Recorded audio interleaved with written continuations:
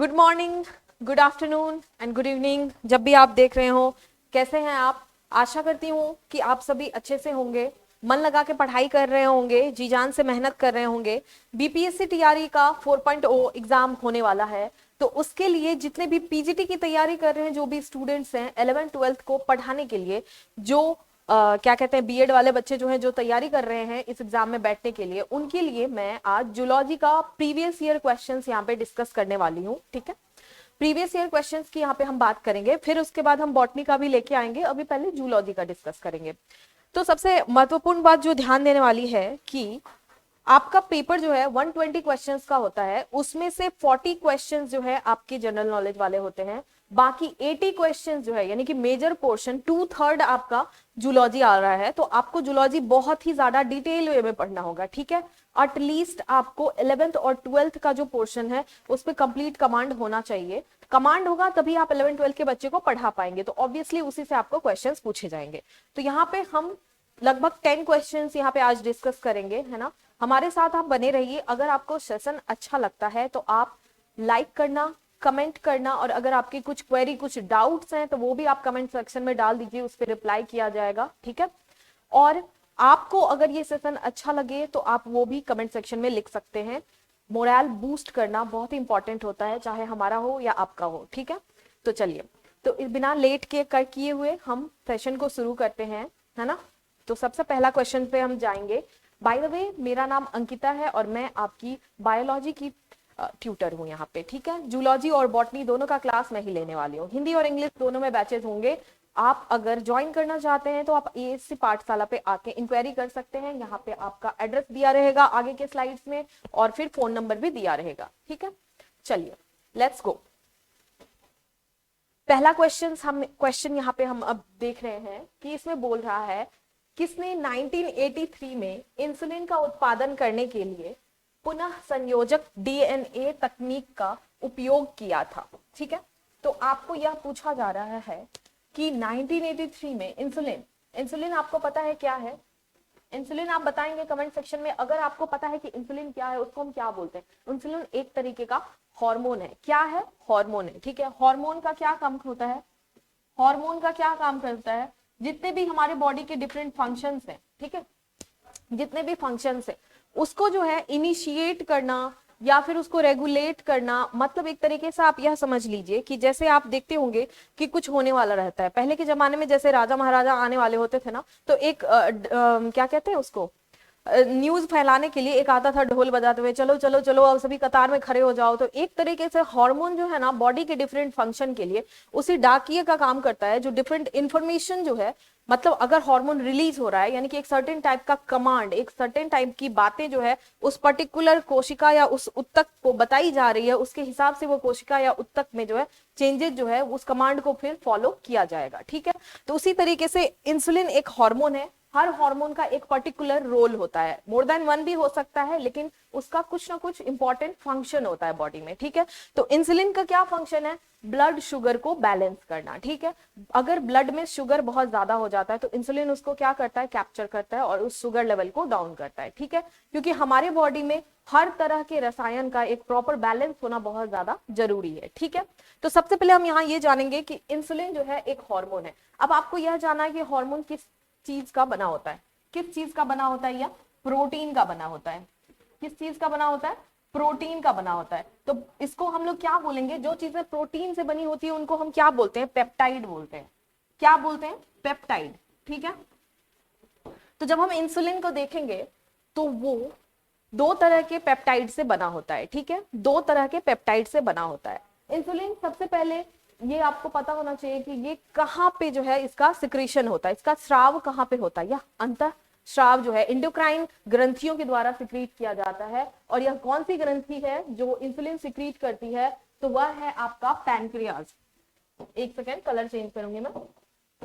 वह है आपका पैनक्रियाज। ठीक है, पैनक्रियाज। ठीक है, ध्यान देंगे आप लोग। तो पैनक्रियाज हमारा इंसुलिन सिक्रीट करता है। ठीक है, उसके बाद आप यहाँ पे ध्यान दीजिए कि जब पैनक्रियाज इंसुलिन सिक्रीट करता है तो फिर से हम यहाँ पे इंसुलिन का उत्पादन करने की मतलब क्यों कोशिश कर रहे हैं, क्यों उत्पादन किया गया?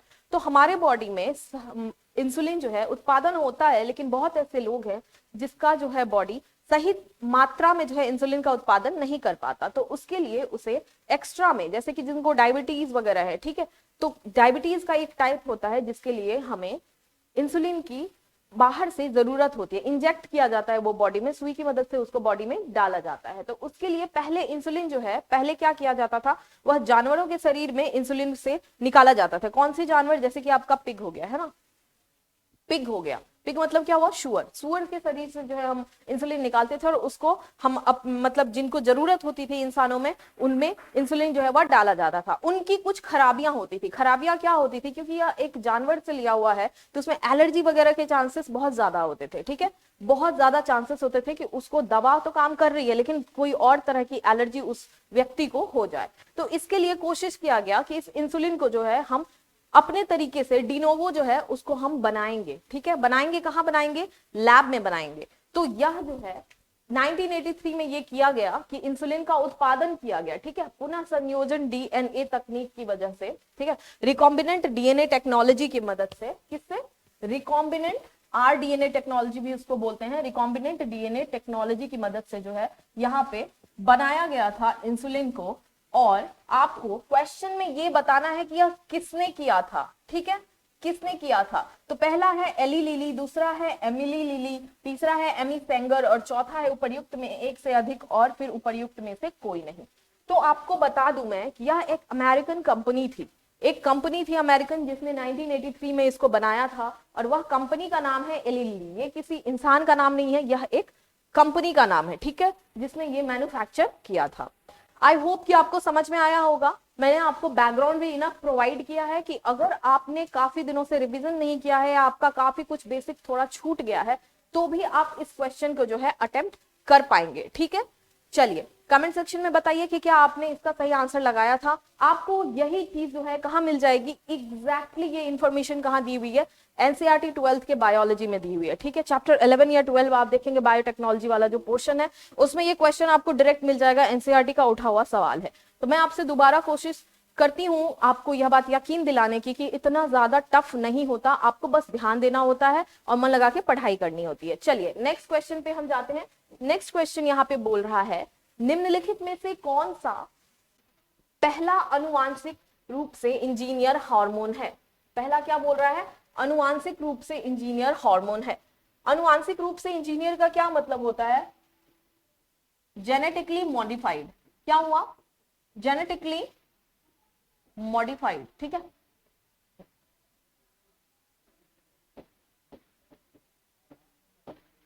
ठीक है, हार्मोन मैंने आपको बता दिया क्या है पिछले ही क्वेश्चंस में। तो यहाँ पे आप देखेंगे, आप थोड़ा सा अगर ध्यान देंगे तो अभी अभी हमने इंसुलिन की बात की थी और वह हार्मोन जो है वह इंसुलिन ही था जो सबसे पहले जेनेटिकली मॉडिफाई करके बनाया गया था, ठीक है, उसको बनाया गया था। तो यहाँ पे आप राइट आंसर क्या हो जाएगा आपका, इंसुलिन। थोड़ा सा यहाँ पे हम क्या कहते हैं, बैकग्राउंड में जाने की कोशिश करेंगे और देखेंगे कि किस तरीके से इसको जो है वह बनाया जाता है, ठीक है, किस तरीके से इसको बनाया गया था, सो दैट आपको याद रह सके। हो सकता है नेक्स्ट टाइम आपको क्वेश्चन इसी बेसिस पे पूछे, ठीक है। तो चलिए सबसे पहले आप देखेंगे कि जो हमारे बॉडी में जो क्या कहते हैं इंसुलिन सिक्रीट होता है, इंसुलिन सिक्रीट होता है, वह किस स्ट्रक्चर का होता है, ठीक है, वह किस स्ट्रक्चर का होता है, ठीक है।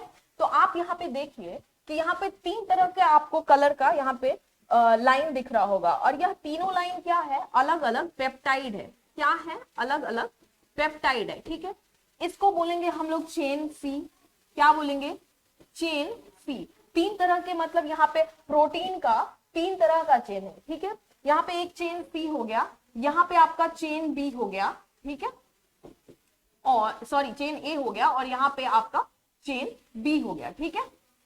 तो अब आप देखिए कि जब हमारे बॉडी में ये रिलीज होता है तो इसी प्रो हार्मोन, इसको क्या बोलते हैं हम, प्रो हार्मोन, मतलब ये पूरी तरीके से परिपक्व नहीं है, ठीक है, ये पूरी तरीके से परिपक्व नहीं है। जैसे आप देखेंगे कि बहुत टाइम जो है जिस तरीके से हम कुछ फल खाते हैं, ठीक है, कुछ फल खाते हैं, जैसे कि आप मान लिया आम की बात करते हैं, तो आम को बहुत तरह आप देखेंगे कि उसको कच्चे में ही तोड़ लिया जाता है, फिर उसको प्रॉपर कंडीशन में रखा जाता है कि वो फिर घुलता है, मैच्योर होता है, जब वो पक जाता है उसके बाद जो है हम उसे खाते हैं। तो उसी तरीके से बॉडी में भी हॉर्मोन्स को जो है जब रिलीज किया जाता है ब्लड स्ट्रीम में, या पहले पहले जब उसको रिलीज होते हैं तो वह एक पहले की अवस्था में रहते हैं, पूरी तरीके से परिपक्व नहीं रहते, उसको काट छांट के थोड़ा होता है ना ड्रेसअप करके फिर उसको फाइनल फॉर्म में जो वह रिलीज किया जाता है। ठीक है, तो यहाँ पे आप देखेंगे कि चेन ए और चेन बी जो है, चेन ए और चेन बी जो है एक डाइसल्फाइड बॉन्ड से जो है वह लिंक्ड रहता है। किससे लिंक्ड रहता है?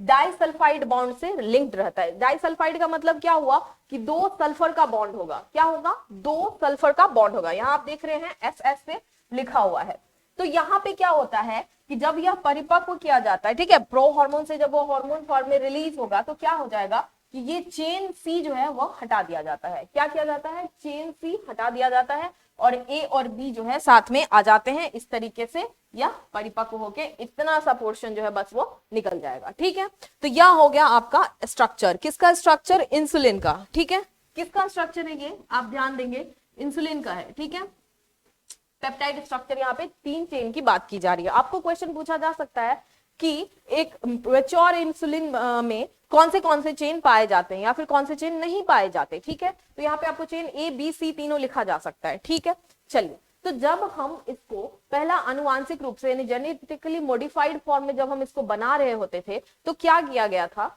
किया ये गया था कि हमने अपने लैब में, ठीक है, अपने लैब में रिकॉम्बिनेंट डीएनए टेक्नोलॉजी की मदद से उसमें जो है क्या किया जाता है कि आपको मैं थोड़ा सा बैकग्राउंड दूंगी, ज्यादा आपको अभी जाने की जरूरत नहीं है, ज्यादा डिटेल में जब हम क्लास करेंगे तो इसको फर्दर स्टडी करेंगे। तो उसमें क्या किया जाता है कि जो बैक्टीरियाज होते हैं, कुछ बैक्टीरिया में जो है ना एक सर्कुलर डीएनए है ना, एक वृत्ताकार डीएनए जो है अदर देन अनुवांशिक डीएनए जो है वो प्रेजेंट रहता है, जो कि उसके साइटोप्लाज्म यानी कि कोशिका द्रव्य में प्रेजेंट रहता है। उसी मतलब सर्कुलर डीएनए का टेंडेंसी ये रहता है कि वह जो है अनुवांशिक डीएनए के अलावा भी जो है अपना नंबर यानी कि अपना रेप्लिकेशन जो है, प्रतिकृति जो है वह बना सकता है। ठीक है, प्रतिकृति वह बना सकता है। तो इसी प्लाज्मिड डीएनए में जो है डिफरेंट जीन का टुकड़ा हम उसमें इंसर्ट करेंगे, यानी कि उसमें हम इस तरीके से डालेंगे और फिर जब वह प्रतिकृति बनाएगा तो हमारा वो जीन का टुकड़ा जो हमने अपने इंटरेस्ट का डाला था वह भी जो है वह कॉपी होके निकल जाएगा। फिर हम उसे कट करके अलग कर लेंगे। आप समझ रहे हैं? तो यह इसी तरीके से काम करता है जैसे मान लिया कि आपने एक ब्लैंक व्हाइट शीट पे अपनी ढेर सारी पिक्चर्स जो है जो आपको चाहिए वो आपने डाली। ठीक है, उसका आपने 10 फोटोकॉपी बनाया, फिर आपने उसी व्हाइट ब्लैंक A4 शीट से अपने सारे जो पिक्चर्स थे उसको कट करके निकाल लिया, फिर वही पिक्चर आपने सजा दिया अपने दीवार पे। तो बिल्कुल उसी तरीके से काम करता है। उस प्लाज्मिड डीएनए में हम अपने इंटरेस्ट का जो है जीन ऑफ इंटरेस्ट उसको बोलते हैं, जीन ऑफ इंटरेस्ट जो है वह उसमें इंसर्ट करते हैं। ठीक है, उसके बाद जो है जब रेप्लिकेशन होता है, मतलब जो अपना प्रतिकृति बनाता है, क्योंकि वह अनुवांशिकी जीन के अलावा भी अपना रेप्लिकेशन कर सकता है, तो उस जीव को डिवाइड करने का यानी प्रजनन करने की जरूरत नहीं है अपना नंबर ऑफ प्लाज्मिड डीएनए बढ़ाने के लिए। ठीक है, वो वैसे भी अपना प्लाज्मिड डीएनए बढ़ा लेगा। ठीक है, तो हमारा ये जीन ऑफ इंटरेस्ट बहुत सारे नंबर में प्रोड्यूस होता है। तो अब आप एक बात बताइए कि अगर हम चेन ए को जो जीन इनकोड करता है, मतलब यह चेन ए जिस जीन की वजह से बन रहा है और यह चेन बी जिस जीन की वजह से बन रहा है, अगर हम उसको अपने डीएनए में से आइडेंटिफाई करके निकाल लेते हैं और उसी जीन ऑफ इंटरेस्ट को अगर हम यहाँ पे प्लाज्मिड डीएनए में डाल देते हैं और यह प्लाज्मिड उस डीएनए का मल्टीपल कॉपी निकाल लेता है, तो उस जीन ऑफ इंटरेस्ट से बना हुआ जो क्या कहते हैं प्रोटीन है, उसकी वजह से जब हम एक प्रोटीन जब वह उस बैक्टीरिया में बन जाता है, या तो आप उसको जीन को निकाल लीजिए या फिर जब वह क्या कहते हैं बैक्टीरिया जो है उस जीन को जब वह फाइनली प्रोटीन में कन्वर्ट करता है तो आप उस प्रोटीन को निकाल लीजिए। तो जब वह प्रोटीन के फॉर्म में आ जाता है यही जीन ऑफ इंटरेस्ट, जब प्रोटीन के फॉर्म में उस बैक्टीरिया में प्रोड्यूस हो जाता है तो हम उसी को जो है इंडस्ट्रियल लेवल पे जो है दो चेन ए और चेन बी अलग अलग निकालते हैं। ठीक है, चेन ए और चेन बी जो है वह प्रोड्यूस करते हैं। उसके बाद जो है हम उसमें डाइसल्फाइड बॉन्ड जो है जो जरूरी है वहां पे हम उसको डेवलप करवाते हैं, रिएक्ट करा के केमिकली बनाते हैं उसमें डाइसल्फाइड बॉन्ड, और फिर यही इंसुलिन पैकेज होके जो है मार्केट में एज अ मेडिसिन सप्लाई की जाती है। आई होप आपको समझ में आया होगा। काफी सही है, काफी इजी है, काफी इंटरेस्टिंग स्टोरीज है। Biology just like a story, nothing new. आपको याद रखने की जरूरत नहीं है। जिस तरह आप कोई भी एक कहानी सुनते हैं, बड़े से बड़े मतलब कॉम्प्लेक्स से कॉम्प्लेक्स सिनेमा की कहानी आपको याद रहती है, क्यों? क्योंकि आप इंटरेस्ट से सुनते हैं। तो जो चीजें हमारे बॉडी के अंदर घटित हो रही है उसमें इंटरेस्ट आना आपका लाजमी है, ठीक है। अगर आप बायोलॉजी के स्टूडेंट है तो आपको और ज्यादा इंटरेस्ट से ये सारी बातें जो है सुननी चाहिए, याद अपने आप रहेंगी, ठीक है। चलिए, तो यहाँ पे राइट आंसर क्या था आपका? इंसुलिन था। इंसुलिन कैसे प्रोड्यूस होता है वो चीज मैंने आपको थोड़ा सा ओवरव्यू दिया है। अगेन मैं बताना चाहूंगी कि ये स्ट्रक्चर और इससे रिलेटेड जितने भी कॉन्सेप्ट हैं वो आप एनसीईआरटी बायोलॉजी में 11th-12th में जाके आप रिवाइज करिए। ये भी बायोटेक्नोलॉजी चैप्टर यानी कि 12th क्लास की बुक में आपको ये मिल जाएगा, ठीक है। नेक्स्ट क्वेश्चन पे हम चलते हैं। नेक्स्ट क्वेश्चन बोल रहा है क्वेश्चन नंबर 3। इसमें बोला जा रहा है निम्नलिखित कथनों में से कौन सा कथन गलत है, ठीक है। क्या बोल रहा है? कौन सा कथन गलत है? ध्यान देंगे। पहला है प्रत्येक मधुमक्खी कॉलोनी में एक रानी होती है। दूसरा है ड्रोन मधुमक्खियां मादा होती है और उनके पास डंक नहीं होता। तीसरा है श्रमिक और ड्रोन दोनों ही अनिषेचित अंडों से विकसित होते हैं। चौथा है उपर्युक्त में से एक से अधिक, और पांचवा है उपर्युक्त में से कोई नहीं, ठीक है। तो यहाँ पे बहुत इंपॉर्टेंट चीज जानने वाली बात आपको यह थी कि मधुमक्खियां यानी कि हनी बी क्या होती है? हनी बी जो है उसमें कितने तरीके के मॉर्फोलॉजी पाई जाती है। मतलब जिस तरह हमारे में इंसानों में क्या होता है, मेनली मैं बोल रही हूं, मेनली क्या होता है, मेल और फीमेल फॉर्म देखा जाता है, ठीक है। और मधुमक्खियों में क्या होता है, मेनली 3 फॉर्म देखा जाता है। क्या होता है? 3 फॉर्म देखा जाता है। तो यहाँ पे मैं आपको क्या कहते हैं, डायग्राम की मदद से मैं आपको बताने की कोशिश करती हूँ, आप ध्यान दीजिएगा, ठीक है। तो पहला फॉर्म यहाँ पे क्या हो गया आपका? यहाँ पे पहला फॉर्म आपका हो गया, ठीक है। पहला फॉर्म आपका हो गया यहाँ पे रानी मधुमक्खी। क्या हो गया? रानी मधुमक्खी, ठीक है। यहाँ पे मैं छोटा सा इसका पंख बना देती हूँ, उतना स्पेस नहीं है यहाँ पे, ठीक है। तो ये रानी मधुमक्खी हो गई, क्या हो गई? क्वीन हो गई, क्वीन बी, ठीक है। आपने सुना होगा जो अपने आप को इंपॉर्टेंट बताना चाहते हैं वो अपने आप को क्वीन बी बोलते हैं। क्यों? क्योंकि ये किसी भी पॉपुलेशन में जब एक हनी बी का छाता होता है तो उस पूरे के पूरे पॉपुलेशन में क्वीन बी बस एक होती है, ठीक है, बस एक होती है। उसके कंपटीशन के लिए भी कोई और क्वीन बी नहीं है कि फिर आपस में compete करेंगे उसके बाद कोई एक बनेगी, नहीं, वो बनती ही एक है, ठीक है। एक ही क्वीन बी बन रही है और जिसकी वजह से जिसके अराउंड पूरा का पूरा हनी कॉम्ब जो है मधुमक्खी का छाता जो है वह क्रिएट होता है। तो यहाँ पे आपको बोल रहा है कौन सा गलत है, ठीक है। तो पहले आप ये वाला पूरा का पूरा स्टोरी सुनिए, उसके बाद आप क्वेश्चन बनाएंगे, इजिली बनेगा, ठीक है। तो ये हो गई हमारी क्वीन बी, और एक होता है आपका ड्रोन। क्या होता है आपका? ड्रोन। यह क्वीन बी से छोटा होता है आकार में। आपने इसको अक्सर देखा होगा मिठाइयों की दुकान पे भनभनाते हुए। मिठाइयों की दुकान पे जो मधुमक्खियां भनभना रही होती है ना, अगर आप क्या कहते हैं कंट्री साइड यानी कि गांव वगैरह की तरफ जाएंगे तो आप देखेंगे वहां पे खुली मिठाइयां ऐसे ही रखी रहती है, जलेबियां एकदम मस्त मस्त मिठाइयां रखी रहती है, उसके चारों बगल की मधुमक्खियां भिनभिना रही होती है, ठीक है। तो यह भिनभिनाने वाली मधुमक्खियां जो छाते के अगल बगल नहीं दिखती, वह कौन सी है? ड्रोन। कौन सी है? ड्रोन, ठीक है। तो आपको यह पता होना चाहिए कि जो फर्टाइल मतलब जो प्रजनन में हिस्सा लेती है मधुमक्खियां, उसमें क्वीन बी फीमेल है, ठीक है। Queen bee is the female and this drone bee is what? Male. क्या है? यह मेल है, यानी कि ये नर है और ये मादा है, ठीक है। और यही दोनों प्रजनन में जो है वह भाग लेते हैं, ठीक है। तो आप यहाँ पे देखिए कि ये रानी मधुमक्खी जो है वह अंडे देती है, ठीक है। क्या करेगी? वो अंडे देगी, ठीक है। और फिर यह ड्रोन मधुमक्खी क्या करती है? यह जो है शुक्राणु यानी कि स्पर्म सेल्स जो है वह क्रिएट करेगी। यहाँ पे इसकी वजह से अंडाणु बना है और मेल की वजह से क्या आएगा? शुक्राणु आएगा, ठीक है। यहाँ पे मैंने यहाँ पे शुक्राणु की चित्र बनाती हूँ मैं, यहाँ पे शुक्राणु आएगा। अब क्या होता है, आपको इसमें इंपॉर्टेंट वन मोर थिंग आपको याद रखना है, क्रोमोसोम नंबर। क्या है? Chromosome number. तो हमारे में आपको पता होगा कि इंसानों में नंबर ऑफ क्रोमोसोम 23 पेयर्स होते हैं। क्या होते हैं? 22 सेट ऑफ क्रोमोसोम होते हैं, ठीक है। यानी कि टोटल नंबर क्या हो गया? 46, ठीक है। कितना हो गया? 46, ठीक है। अब इसमें क्या होता है कि 16 सेट होता है। क्या होता है? 16। मतलब अगर क्वीन बी है, क्वीन बी जो है वो 2n यानी कि डिप्लॉयड होता है। क्या होता है? डिप्लॉयड होता है। आप ध्यान देंगे इन चीजों को कि डिप्लॉयड को हम हिंदी में बोलेंगे द्विगुणित। क्या बोलेंगे? द्विगुणित। आपको मैंने n2n बताया था, तो यह क्वीन बी जो है वह 2n होती है और 2n में इसका नंबर कितना होता है? 32, ठीक है, 32।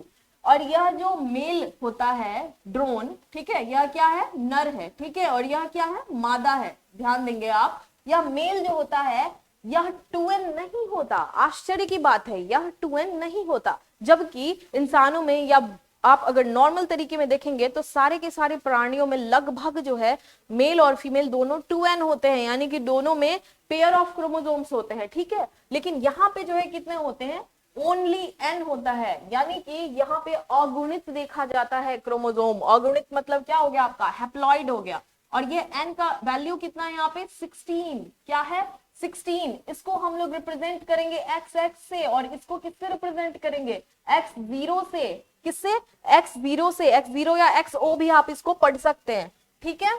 आप अगर मेल्स ह्यूमन मेल से कंपेयर करेंगे तो ह्यूमन मेल का XY होता है, ह्यूमन फीमेल का XX होता है, ठीक है। हम सेक्स क्रोमोसोम यानी कि लैंगिक गुणसूत्रों की बात यहाँ पे कर रहे हैं। तो जब अब हम यहाँ पे ध्यान देंगे, क्वीन बी ने जब अंडाणु मतलब बनाए, तो यहाँ पे हर एक अंडाणु में कैसे जाता है, अंडाणुओं में क्या जाता है, N जाता है, क्या जाता है, N जाता है, ठीक है। यानी कि सारे अंडाणुओं का क्या है, 16 क्रोमोसोम, 16 क्रोमोसोम, इसमें भी कितने हैं, 16 क्रोमोसोम, ठीक है, डन। अब आप एक चीज देखिए कि अगर यह अंडाणु इस शुक्राणु के साथ जब यह निषेचित होता है, जब इसमें निषेचन होता है, यानी कि फर्टिलाइजेशन की बात कर रहे हैं हम, ठीक है, फर्टिलाइजेशन की बात कर रहे हैं हम। तो जब फर्टिलाइजेशन होता है तो जो यहाँ पे जाइगोट यानी कि जो यहाँ पे युग्मनज बनता है वह भी किसी चीज में डेवलप होगा, ठीक है। और यहाँ पे एक और प्रोसेस होता है कि यहाँ पे क्वीन बी का अंडा बिना निषेचन के भी एक परिपक्व जीव में डेवलप कर सकता है, ठीक है। आपने ह्यूमन में वो चीजें नहीं देखी होगी, हनी बी में ये काफी अनोखी जो है वह घटना देखी जाती है कि उसके अंडे बिना फर्टिलाइजेशन के भी जो है एक पूरे के पूरे जीव का निर्माण कर सकती है। इमेजिन करिए कि अगर ये ह्यूमन में पॉसिबल होता तो कितनी बड़ी बात होती है ना। तो यहाँ पे बात ये है कि यह अंडा जो है 16 वाला N वाला, यह भी एक परिपक्व जीव में डेवलप हो सकता है। और जब यही 16 अंडा एक मतलब 16 क्रोमोसोम वाला अंडा एक परिपक्व जीव में डेवलप करता है तो यह क्या बन जाता है, ड्रोन। क्या बन जाता है, ड्रोन भी, यानी कि मेल बन जाता है। बिना फर्टिलाइजेशन के जो एग डेवलप होता है वह क्या बन जाता है, मेल बन जाता है। क्या बन जाता है, मेल बन जाता है। मेल मतलब क्या, ड्रोन, ठीक है, ड्रोन, ठीक है, ध्यान देंगे। और यहाँ पे जब निषेचन होता है तो दो तरह के डेवलपमेंट हो सकते हैं निषेचन के बाद। पहला, या तो यह एक वर्कर बी बना सकता है। क्या बोलते हैं ये वर्कर बी को, इसमें भी नंबर ऑफ क्रोमोसोम 2n होंगे, ठीक है, नंबर ऑफ क्रोमोसोम 2n होंगे।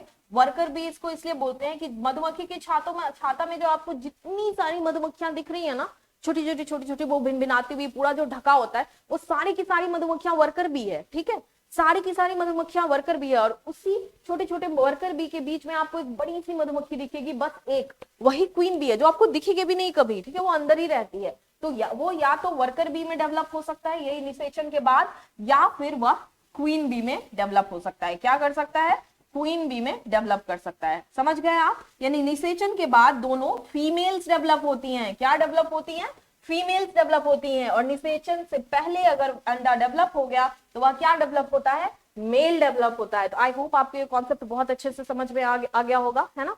यहाँ पे हमने हनी बी का जो है फर्टिलाइजेशन फुल्ली डेवलप किया है, किस तरीके से है, किस तरीके से उसमें हेरिडिटी होती है, एक क्रोमोसोम का नंबर क्या होता है और क्या किस चीज में डेवलप हो रहा है, ठीक है। यहाँ पे अब आप बनाइए ये क्वेश्चन, आई थिंक आप आसानी से बना लेंगे, ठीक है।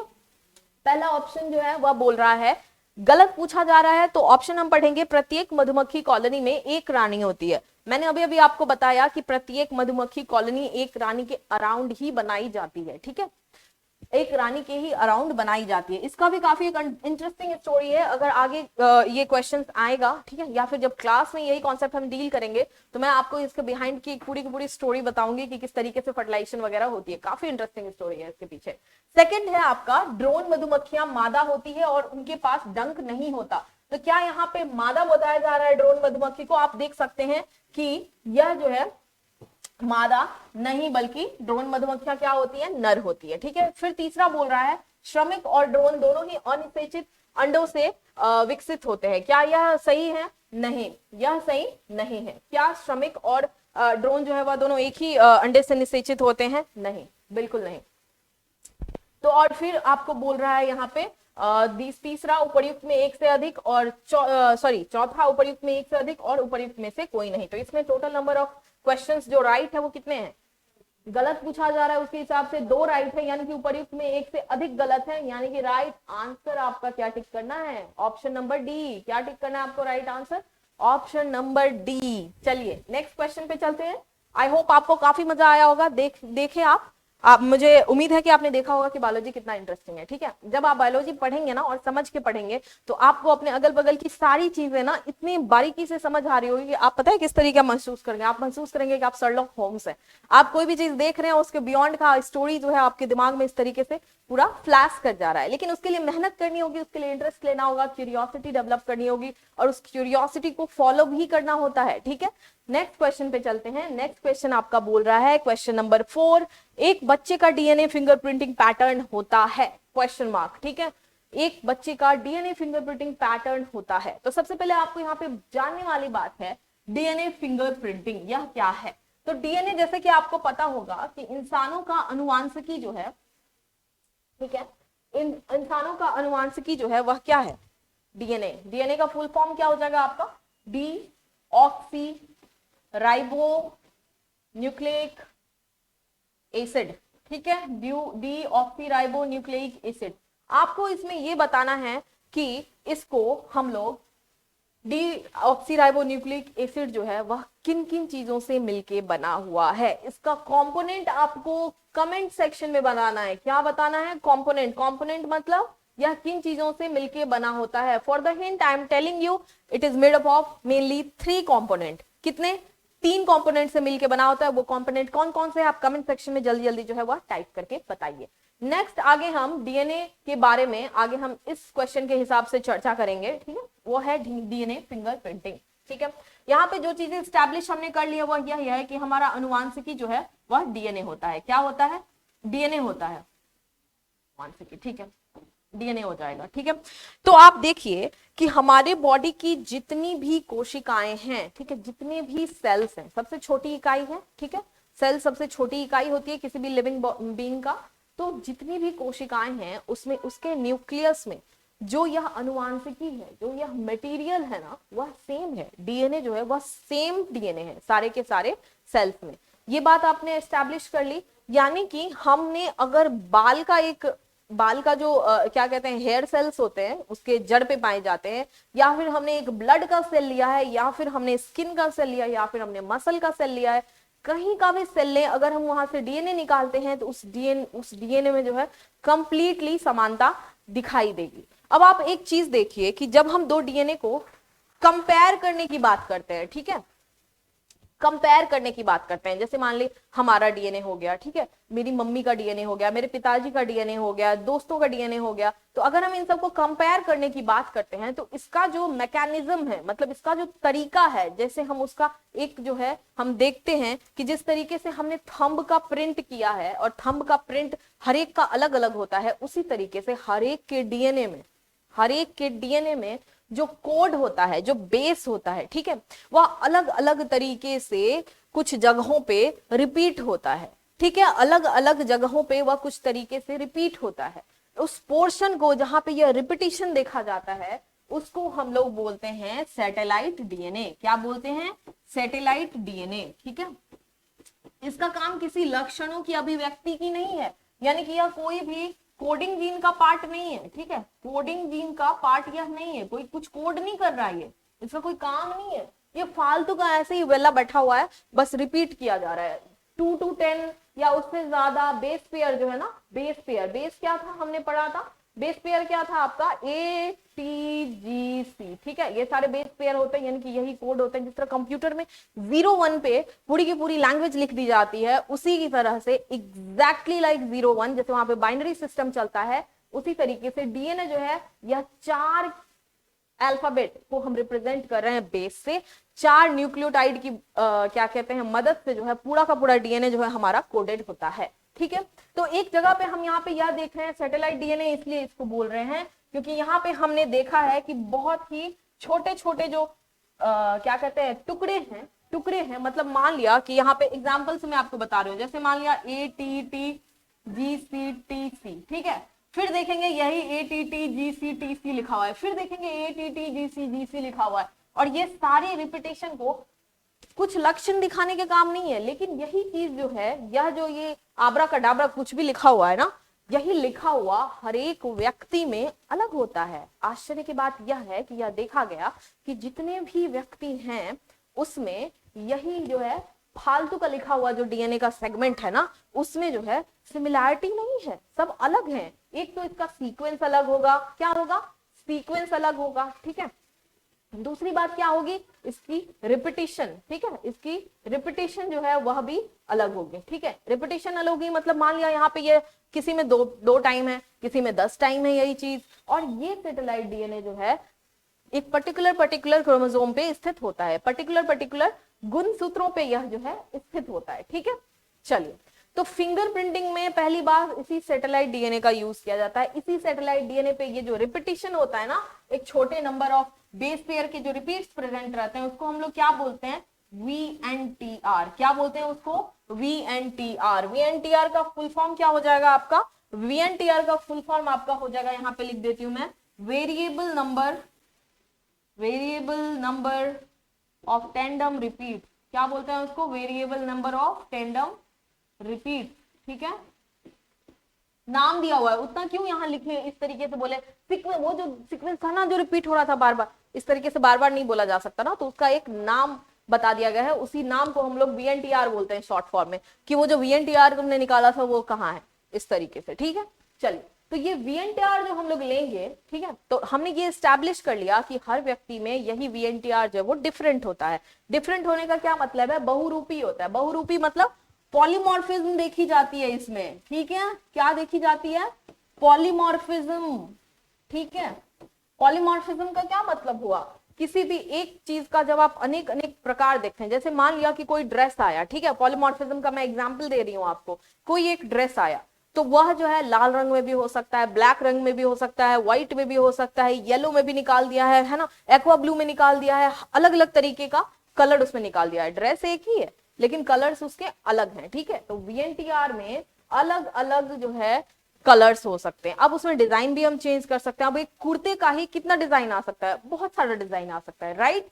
तो उसी को हम क्या बोलेंगे, वही जो वेरिएशन है उसको हम क्या बोलेंगे, पॉलीमॉर्फिज्म बोलेंगे। मतलब अनेक प्रकार के प्रेजेंट है, ठीक है। चीज एक है लेकिन उसके प्रकार बहुत है, ठीक है, एक्सटर्नल प्रकार बहुत है, ठीक है। तो यही VNTR जो पॉलीमॉर्फिज्म में प्रेजेंट रहता है ह्यूमन में, इसी पॉलीमॉर्फिज्म का फायदा उठा के हम लोग क्या करते हैं, डीएनए फिंगरप्रिंटिंग करते हैं। क्या करते हैं, डीएनए फिंगरप्रिंटिंग करते हैं। आई होप आपको ये पूरा का पूरा बैकग्राउंड समझ में आया होगा सबसे पहले, कि फिंगरप्रिंटिंग आया कहां से, क्यों हम कर पा रहे हैं, ठीक है, और कैसे ईच पर्सन का ये बहुत ज्यादा यूनिक होता है। क्या होता है, यूनिक होता है। जिस तरीके से थंब प्रिंट हम सबका, इतना आपको पता होगा कि थंब प्रिंट सबका यूनिक होता है, उसी तरीके से डीएनए का जो फिंगर, इसीलिए इसको डीएनए फिंगरप्रिंटिंग बोला जाता है, क्योंकि ये सबका यूनिक होता है, ठीक है।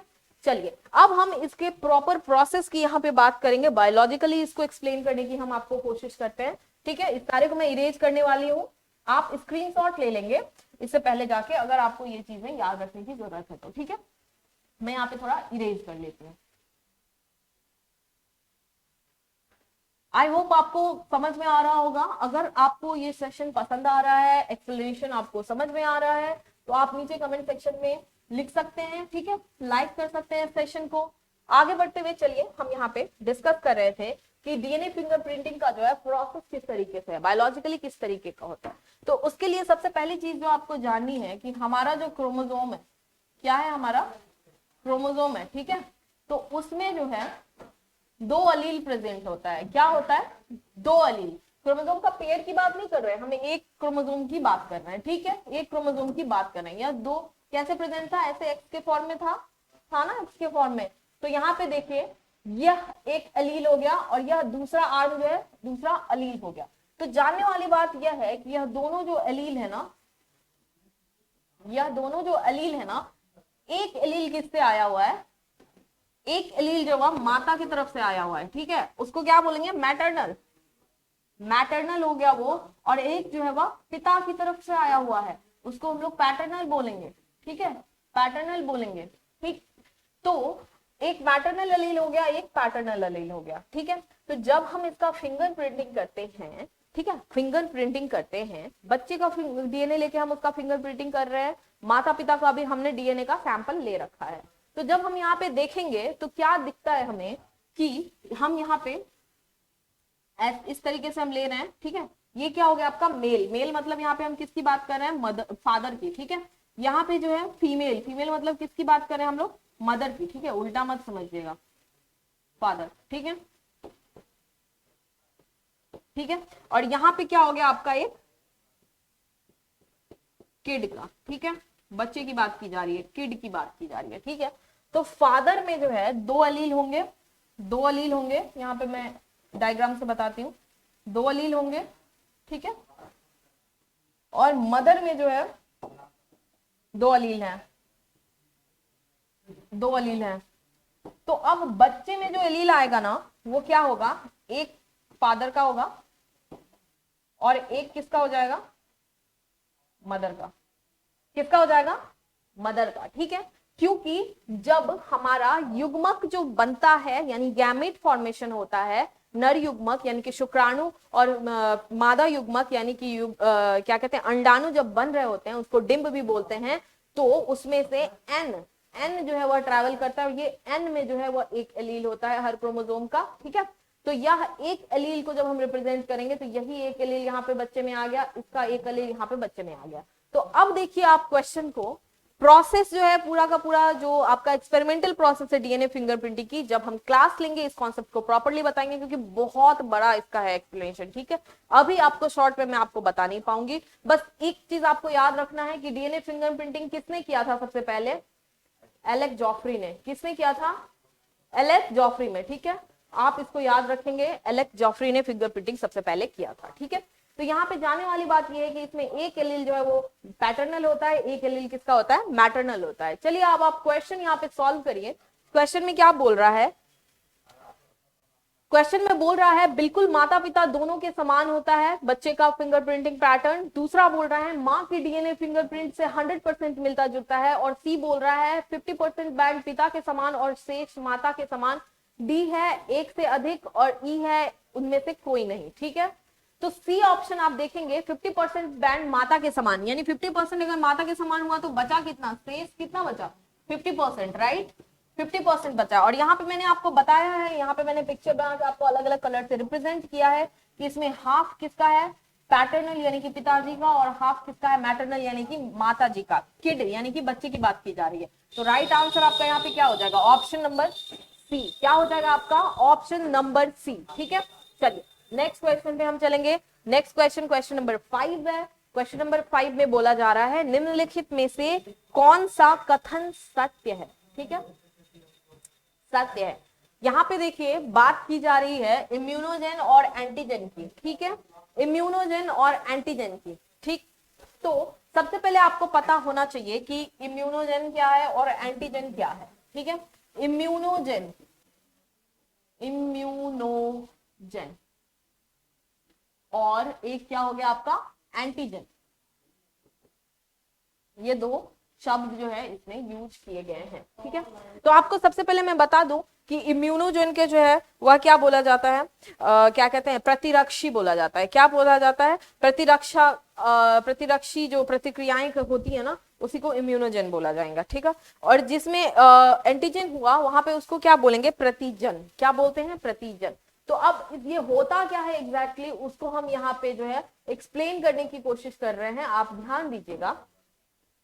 तो हमारा जो प्रतिरक्षा का जो प्रक्रिया है यानी कि इम्यून रिस्पॉन्स क्या है, किसकी बात यहाँ पे मेनली की जाएगी, इम्यून रिस्पॉन्स की, किसकी, इम्यून रिस्पॉन्स की। इम्यून रिस्पॉन्स क्या होता है, इम्यून रिस्पॉन्स क्या होता है, तो आपको पता होगा इम्यून रिस्पॉन्स क्या होता है। तो मान लिया कि आपका एक पूरा का पूरा किंगडम है, ठीक है, आपका बॉडी आपका किंगडम है, ठीक है।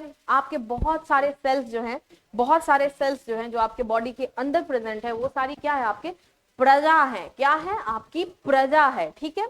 और उसी में से कुछ क्या होते हैं, आपके सैनिक होते हैं, कुछ सेनापति होते हैं ना, कुछ द्वारपाल होते हैं, कुछ जो है आपको इंफॉर्मेशन यहां से वहां लेके जाएंगे, ठीक है, सीक्रेट खुफिया इंफॉर्मेशन वगैरह ला के देंगे, ठीक है। आपके किंगडम का बाउंड्री होगा, ठीक है, आपके किंगडम का जो है एक पूरा का पूरा एक परिवहन मतलब संचारण होगा। तो आप सबसे पहली चीज जो है इसमें ध्यान दीजिएगा, यह इम्यून रिस्पॉन्स का काम, यानी कि आपके प्रतिरक्षा, यानी आप पे अगर अटैक हुआ, ठीक है, क्या हुआ, अगर आप पे अगर अटैक हुआ, अगर मान लीजिए बगल के किंगडम या बाहर की किसी भी चीज ने आपके किंगडम में घुसने की कोशिश की, ठीक है, तो वहां पे क्या हो गया, आप पे अटैक हुआ। अब क्या होगा कि एक प्रणाली जो है अपने आप काम करने लगेगी। क्या प्रणाली काम करेगी, कि बचाना है, किंगडम को बचाना है, कोई बाहर से आया है। तो सबसे पहले क्या किया जाएगा, द्वारपाल जो है वह खड़े होकर बोलेंगे बताओ आपको किससे काम है, आप कौन हो, अपना इंट्रोडक्शन दो। तो सेम वही चीज होता है। होता यह है कि जब कोई भी फॉरेन मटेरियल या सब्सटेंस होता है, ठीक है, कोई फॉरेन सब्सटेंस या मटेरियल हुआ, अब कौन सा फॉरेन सब्सटेंस या मटेरियल हो सकता है, कुछ भी ईटा पत्थर बालू वगैरह नहीं होता उसमें, ठीक है। मटेरियल में उसमें देखा यह जाता है जो बायोलॉजी का मटेरियल होता है, यानी कि बायोमोलिक्यूल्स होना चाहिए। वो क्या होना चाहिए, वो एंटीजन बायोमोलिक्यूल होना चाहिए, ठीक है। बायोमोलिक्यूल में आपका क्या क्या आ गया, अगर आपको पता होगा तो आपको यहाँ पे प्रोटीन आ गया आपका, ठीक है, आपका कार्बोहाइड्रेट आ गया, लिपिड आ गया, कोई भी जेनेटिक मटेरियल जो है वो आ गया, ठीक है। तो ये सारी चीजें क्या है, आपकी बायोमोलिक्यूल्स है। तो जो बायोमोलिक्यूल्स गेट पे आएगा ना, तो हमें पता है कि यह जरूर कुछ ना कुछ जो है गड़बड़ करने वाला है, अगर हमने इसे अपने किंगडम में आने दिया। तो द्वारपाल क्या करते हैं, उनको पहचानने में लग जाते हैं कि लग रहा है इसको मैंने कभी देखा है, अरे नहीं नहीं, उसको बुला के लाओ, काका को बुला के लाओ, देखते हैं इसने इसको पहचाना है कि नहीं। तो सेम प्रक्रिया जो है, इसी को इम्यून रिस्पॉन्स बोलते हैं, वहीं से शुरू हो गई। जैसे ही एंटीजन यानी कि बाहर का फॉरेन मटेरियल हमारे द्वार पे आता है, वैसे ही वो बैरियर क्या है, हमारा स्किन बैरियर हो सकता है, ठीक है, स्किन हमारे लिए बैरियर का काम करता है, या फिर हमारे ब्लड बैरियर, यानी कि हमारे खून के अंदर अगर वो घुसने की कोशिश कर रहा है कोई, तो उसकी वो हमारा एक बैरियर हो गया। तीसरा क्या हो जाएगा, अगर आप सांस की मदद से कुछ ले रहे हैं, आपके लंग्स वगैरह के स्किन के अंदर जो है वह लंग्स वगैरह के टिश्यू के अंदर अगर वो घुसने की कोशिश कर रहा है, तो वहां पे एक बैरियर हो गया। यानी कि जितने भी आपके सेल्स के आपके बॉडी के बैरियर्स हैं, उसको अगर कोई भी फॉरेन मटेरियल जो है वो पेनिट्रेट करने की कोशिश करता है, तो वहां पे ये इम्यून रिस्पॉन्स जो है वह स्टार्ट हो जाता है, प्रतिरक्षा प्रतिक्रिया जो है वह स्टार्ट हो जाती है। द्वारपाल ने पहचाने का काम स्टार्ट कर दिया है, और जैसे ही उसने पहचाना कि अच्छा इसको मैंने देखा है, यह सबके घर जाके आग लगा देता है, ठीक है। तो वहीं पे बस वही खबर कानों कान जो है मेन सिस्टम तक पहुंच जाएगा। सेनापति वहीं से स्टार्ट हो जाएंगे, चलो चलो सेना तैयार करो, मैंने बताया था कि आग लगाने वाले जब आते हैं तो उससे कैसे लड़ा जाता है, कैसे उससे रक्षा की जाती है।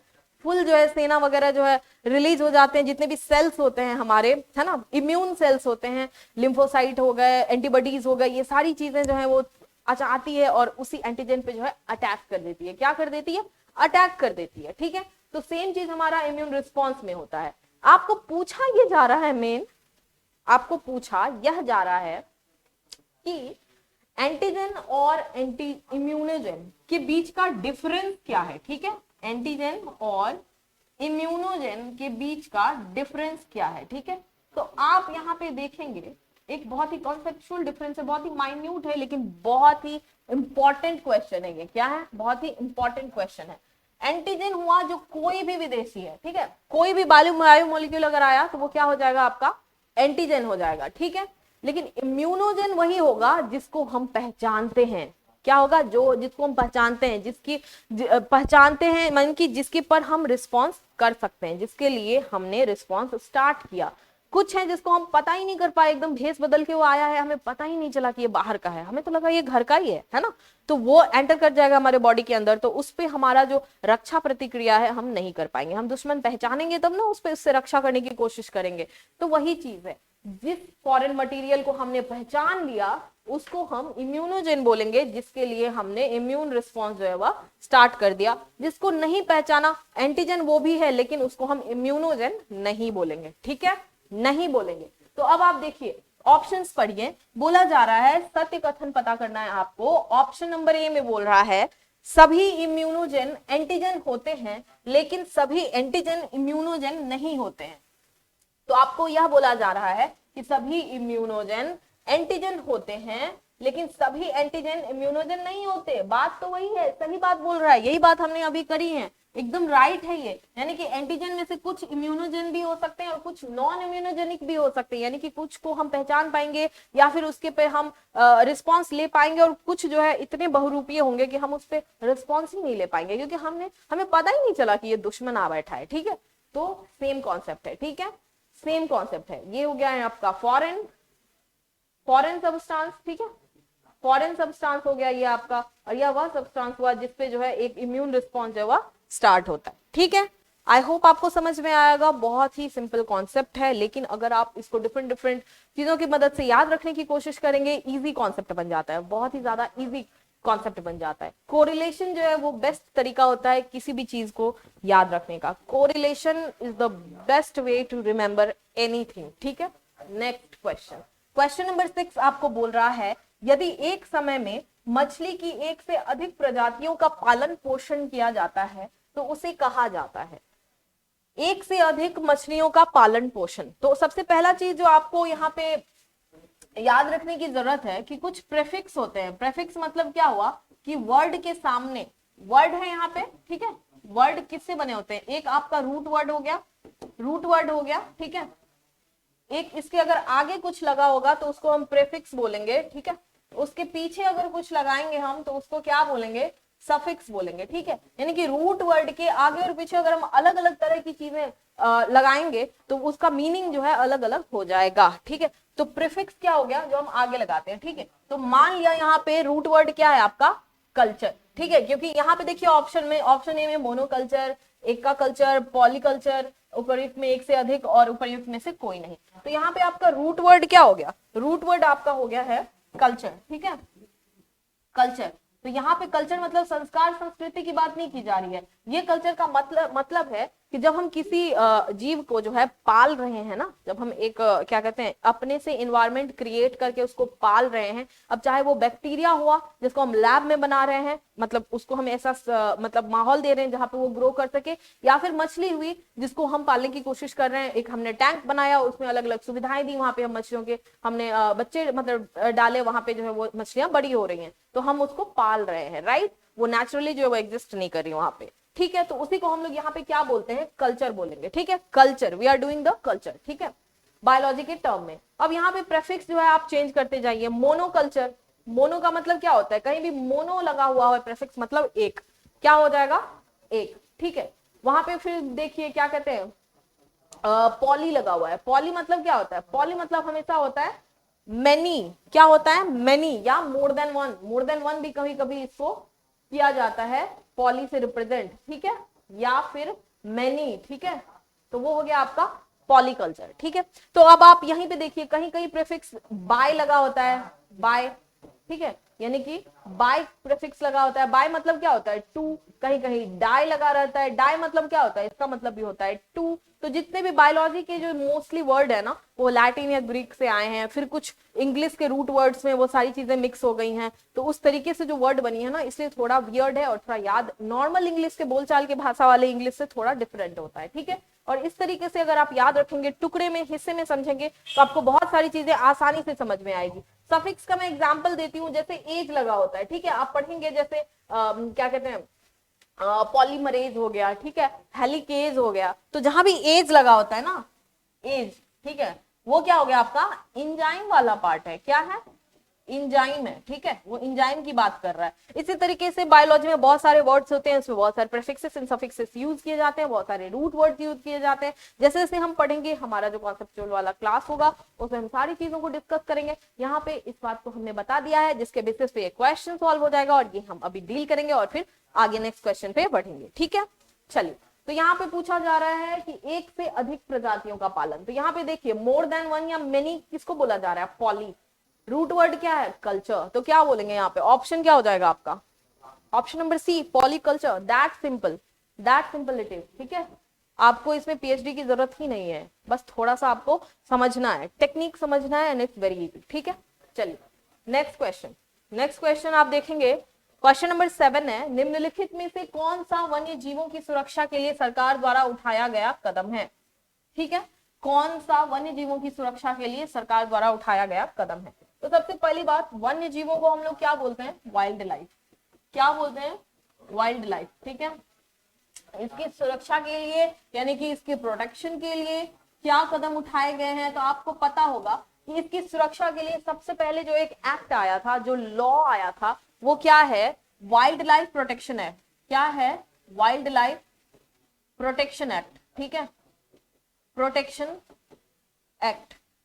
कब आया था ये, बहुत पहले आया था, ये बहुत ज्यादा पहले आया था, यानी कि 1972 में यह एक्ट लाया गया था। और इसी एक्ट के तहत जो है हमको चार तरह के डेवलपमेंट्स करने को बताए गए थे कि चार तरह के आप एरियाज डेवलप करो जहां पे अलग अलग अलग अलग आप क्या कहते हैं रूल रेगुलेशन रख के वन्य जीवों को जो है वह आप संरक्षण करेंगे उनका, ठीक है। तो यह चार मेन कैटेगरीज क्या थी जो प्रोटेक्शन एक्ट के तहत जो बनाने के लिए बोला गया था। पहला है आपका वाइल्ड लाइफ सैंक्चुरी, ठीक है, सैंक्चुरी भी इसको बोलेंगे। वाइल्ड लाइफ सैंक्चुरी को क्या बोलते हैं हम लोग, वन्य जीव अभ्यारण्य। क्या बोलते हैं, वन्य जीव अभ्यारण्य, ठीक है, अभ्यारण्य, ठीक है। फिर आपका आ गया दूसरा कैटेगरी हो गया आपका नेशनल पार्क, ठीक है, नेशनल पार्क क्या हो गया आपका, नेशनल पार्क क्या हो गया, राष्ट्रीय उद्यान। क्या बोलते हैं उसको, राष्ट्रीय उद्यान, ठीक है, उद्यान। तीसरा कैटेगरी आपका हो गया बायोस्फीयर रिजर्व। क्या बोलते हैं उसको, बायोस्फीयर रिजर्व, ठीक है, रिजर्व, ठीक है आपका, यानी कि इसको हम बोलेंगे संरक्षित जैव मंडल। क्या बोलेंगे, संरक्षित जैव मंडल, ठीक है। और चौथा टाइप आपका हो गया, यह जो है कम्युनिटी रिजर्व होता है, यानी कि आप किसी फुल कम्युनिटी को आप क्या कहते हैं संरक्षण देने की कोशिश कर रहे हैं। और इसी के इसी में आप मेन यूजुअली दिखा जाता है, इसको यूजुअली क्या बोला जाता है, जैसे टाइगर रिजर्व्स हो गया, ठीक है। तो आप टाइगर की कम्युनिटी को संरक्षण देने की बात कर रहे हैं, ठीक है, टाइगर रिजर्व, ठीक है, रिजर्व, ठीक है। चलिए, तो ये हो गया। तो अब अलग अलग तरह की जो यहाँ पे एरियाज है, प्रोटेक्टेड एरियाज हैं, इसको क्या बोलेंगे, प्रोटेक्टेड एरियाज। क्या बोलेंगे, प्रोटेक्टेड एरियाज, यानी कि संरक्षित क्षेत्र, संरक्षित क्षेत्र, ठीक है, यह हो गया। अब आपको ध्यान देने वाली बात यह है कि ये तो पॉलिसी है, क्या है, पॉलिसी है, ठीक है, पॉलिसी है, सरकार ने निकाली कि हाँ ठीक है आप ये चार तरह की जगह बनाओ, ठीक है। अब चारों जगहों पे अलग अलग जो है क्या कहते हैं रूल एंड रेगुलेशन से जो है प्राणियों का जो है वह संरक्षण किया जाएगा। लेकिन यहाँ पे ऑप्शन के हिसाब से हम जानेंगे कि कितने डिटेल में हमें इनके बारे में जानने की कोशिश करनी है, ठीक है। पहला ऑप्शन बोल रहा है जंगल में जानवरों की आबादी पर नियंत्रण, ठीक है।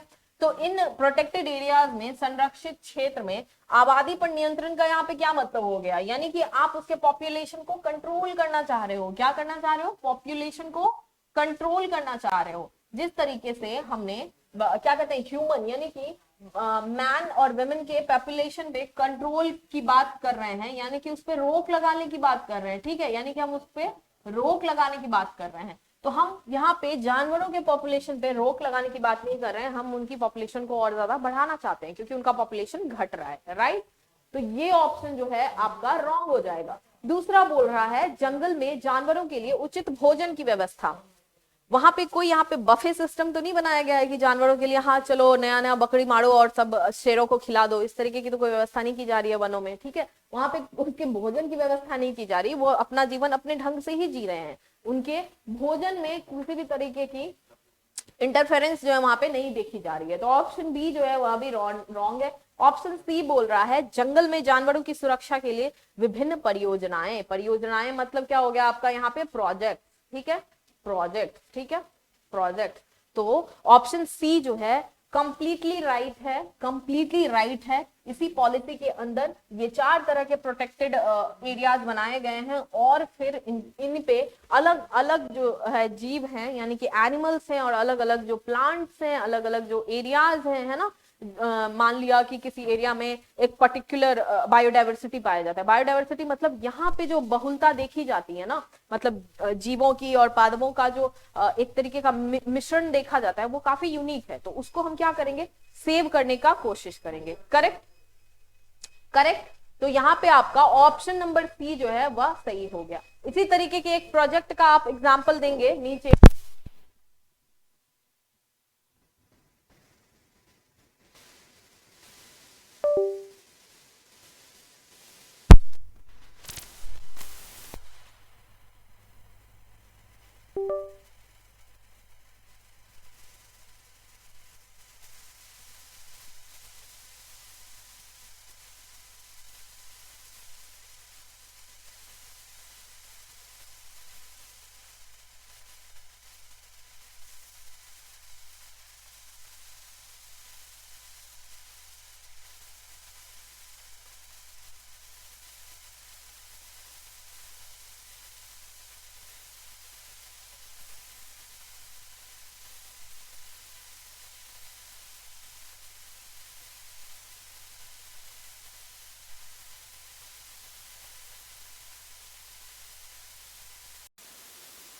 किसी तकनीकी डिफिकल्टी के कारण बीच में सेशन थोड़ा कट हो गया था, ठीक है।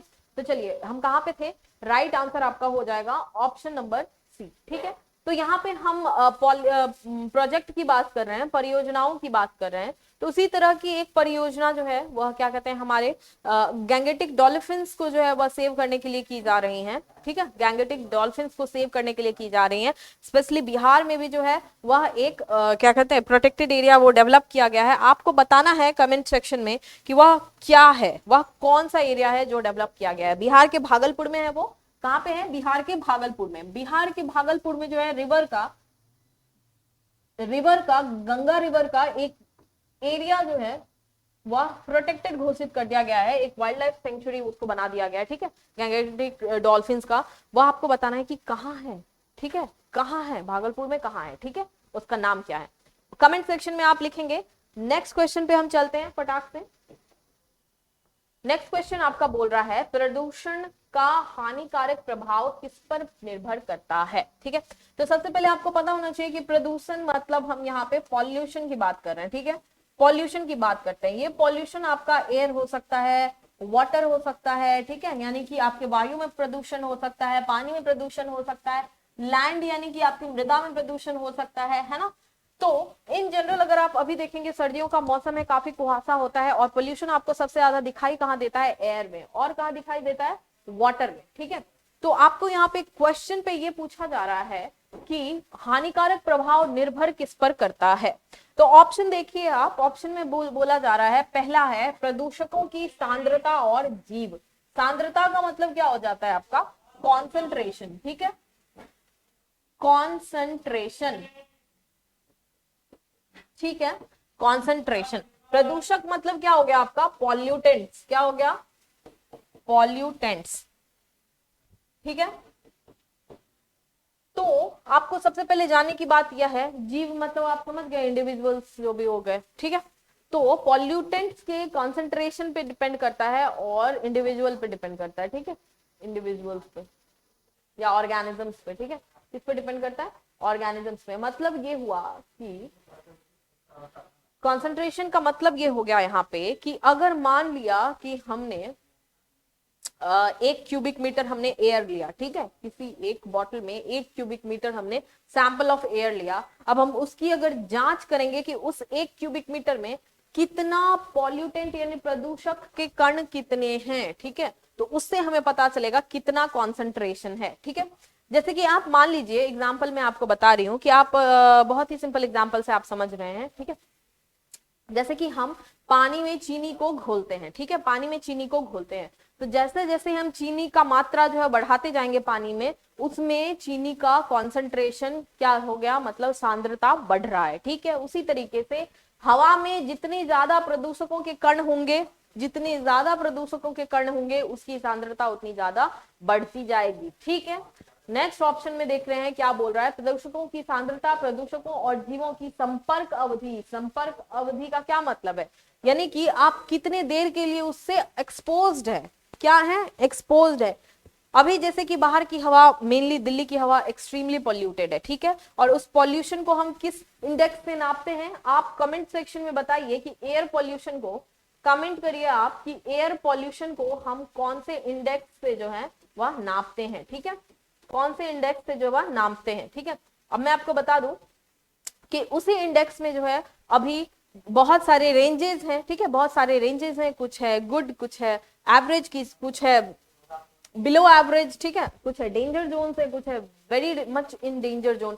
तो दिल्ली जो है हमारा वह डेंजर और वेरी डेंजर के बीच में है, ठीक है।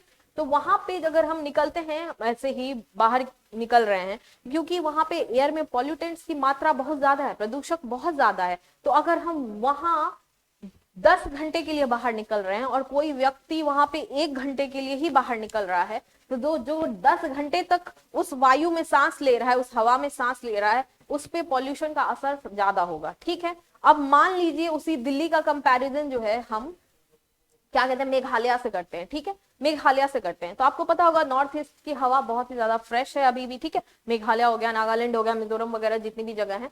तो वहां पे अगर दिल्ली में कोई बंदा 1 घंटे के लिए निकल रहा है और वहीं मेघालय में 1 घंटे के लिए निकल रहा है, तो क्योंकि दिल्ली की हवा में कॉन्सेंट्रेशन ऑफ पॉल्यूटेंट्स यानी कि सांद्रता अधिक है, तो वहां पे इंपैक्ट ज्यादा होगा, और मेघालय में क्योंकि सांद्रता कम है तो उतने ही टाइम के लिए निकलने के बावजूद वहां पे इंपैक्ट कम होगा, ठीक है, आप समझ गए। तो इसका प्रभाव किसका पड़ रहा है? मेनली प्रदूषण में हानिकारक प्रभाव किसका पड़ रहा है? प्रदूषकों की सांद्रता और प्रदूषकों की संपर्क अवधि, ठीक है, प्रदूषकों की सांद्रता, प्रदूषकों और जीवों की संपर्क अवधि। तो यहाँ पे जीव का होना जरूरी है ना।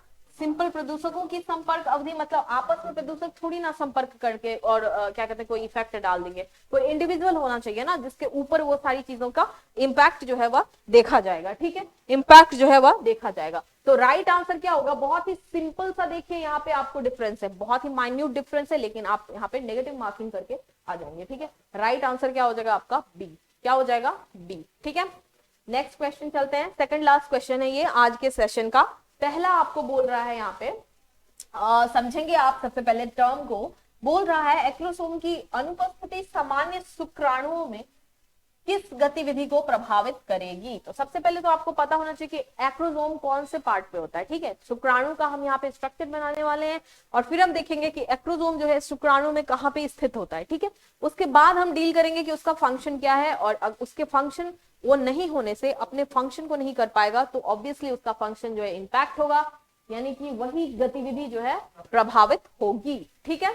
चलिए, तो सबसे पहले यहाँ पे हम क्या कहते हैं एक स्पर्म सेल का स्ट्रक्चर बनाने का डायग्राम बनाने की कोशिश कर रहे हैं। देखिए, तो सबसे पहले आप देखेंगे कि एक कैप टाइप का स्ट्रक्चर होता है। यह कैप टाइप का जो स्ट्रक्चर है ना, ठीक है, ये कैप टाइप का जो स्ट्रक्चर है ना, वही जो है हमारा क्या है? एक्रोसोम है। क्या है?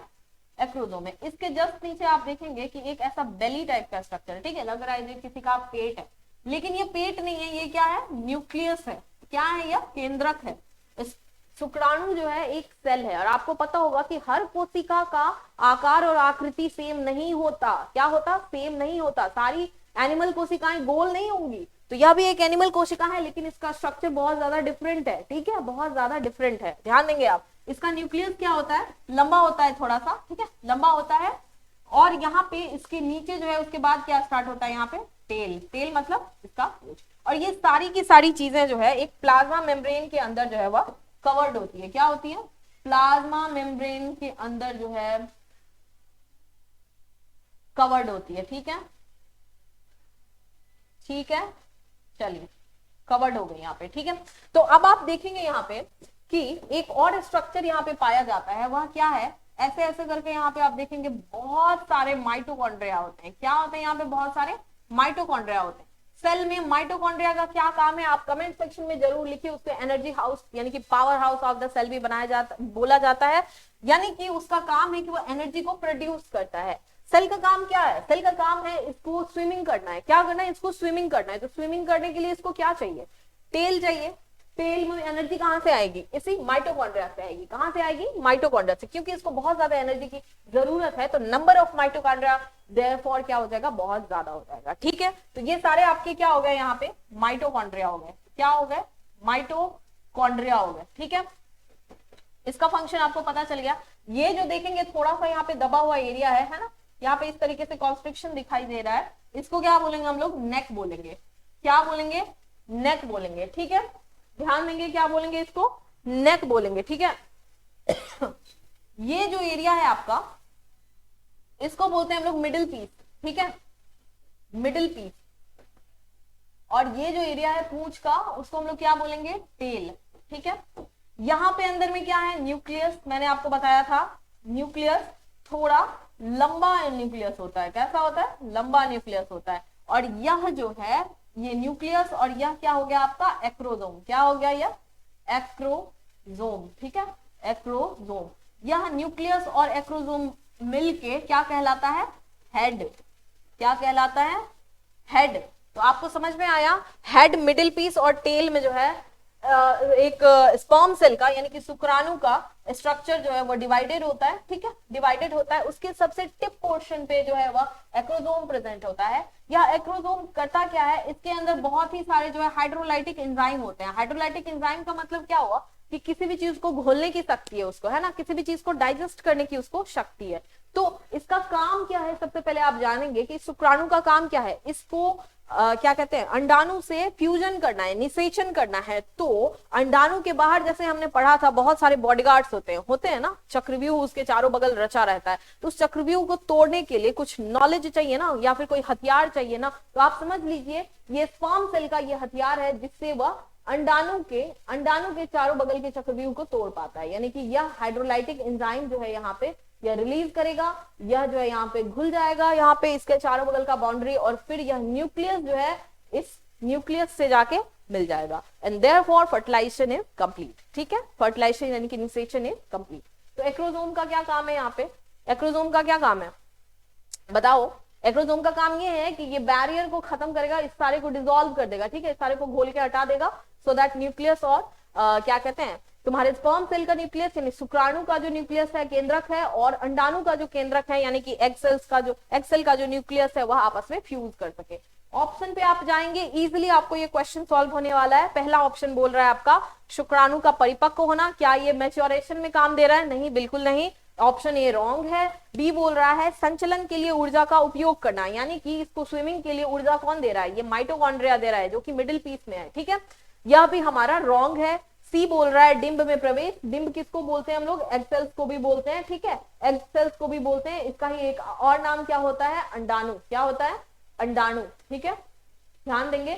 तो yes, option number C is correct. यहाँ पे हमने अभी अभी देखा डिंब में प्रवेश का काम जो है वह किसका होता है, रास्ता खाली करने का काम किसका होता है, एक्रोसोम का होता है। समझ गए आप लोग। नेक्स्ट क्वेश्चन पे चलते हैं, ठीक है। नेक्स्ट क्वेश्चन आपका बोल रहा है ऑप्शन क्वेश्चन नंबर 10, लुप्त प्राय प्रजातियों का व्यवहार्य सामग्री को कैसे संरक्षित किया जा सकता है, ठीक है। सबसे पहले आप देखिए लुप्त प्राय का मतलब यहाँ पे क्या हो गया,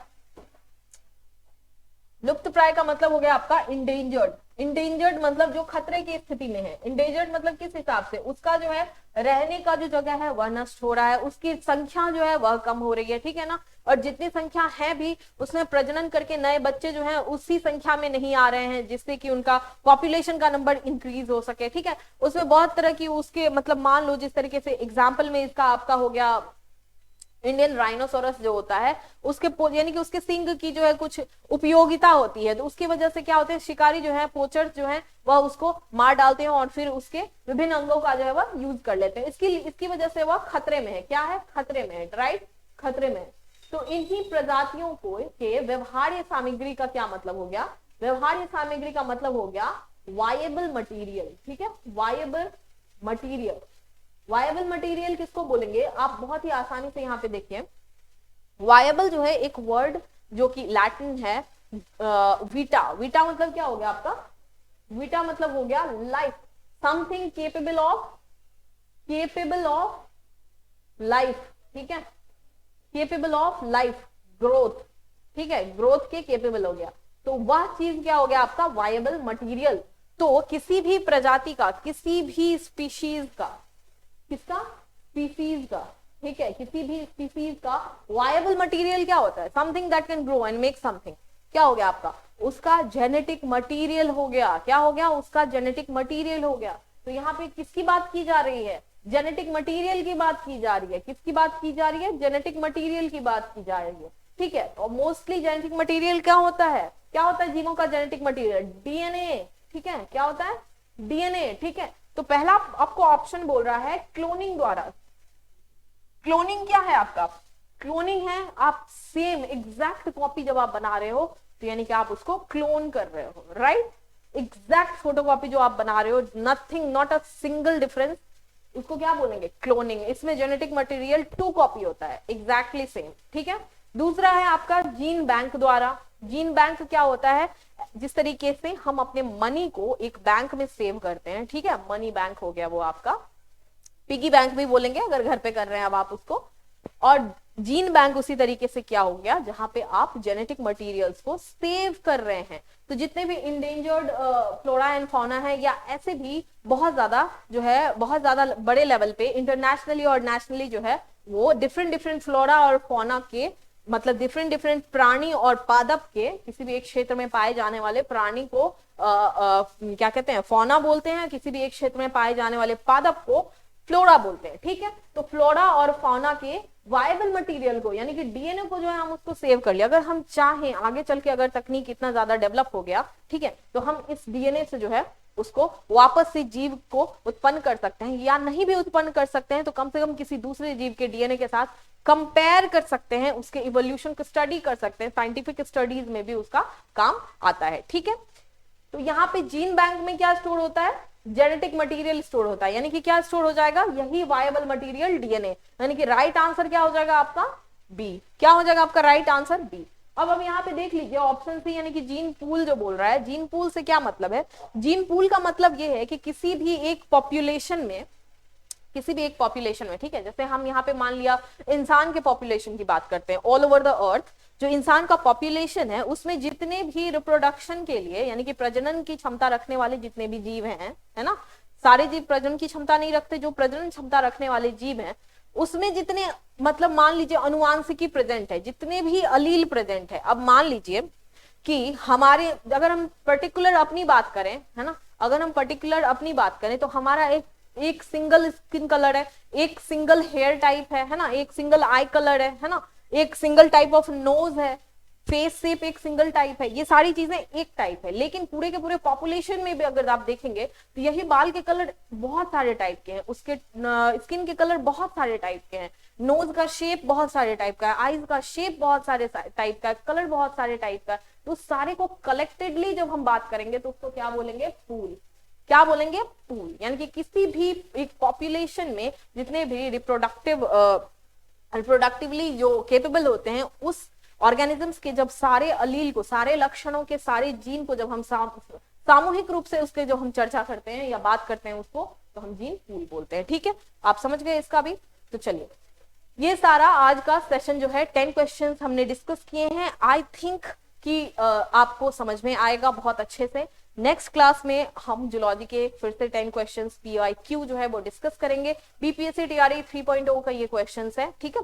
PGT के लिए जो है, जो जूलॉजी के बच्चे हैं उनके लिए ये बहुत ही इंपॉर्टेंट क्वेश्चन है। 11th 12th की जो बच्चे हैं जो अभी नीट की तैयारी कर रहे हैं, उनके लिए भी ये क्वेश्चन उतना ही जो है वो वायबल रह जाता है, क्योंकि आप ये सारे क्वेश्चंस को NCERT 11th 12th की बायोलॉजी में आराम से ढूंढ सकते हैं। तो आज का ये सेशन हम यहीं पे समाप्त करते हैं। अगर ये आपको अच्छा लगा तो आप लाइक करिए, कमेंट करिए, सब्सक्राइब करिए। जो डाउट है आप कमेंट सेक्शन में पूछिए, उसको मैं जितना हो सके आंसर देने का कोशिश करूंगी। आपको अगर यहाँ पे बैच स्टार्ट हो रहा है BPSC TRE 4.0 के लिए, जूलॉजी PGT के लिए और बॉटनी PGT के लिए, तो अगर आपको ज्वाइन करना है तो आप ASC पाठशाला को ज्वाइन करिए। एड्रेस ये है आपका, और आप स्क्रीनशॉट ले सकते हैं, ये आपका सेल नंबर है, ठीक है।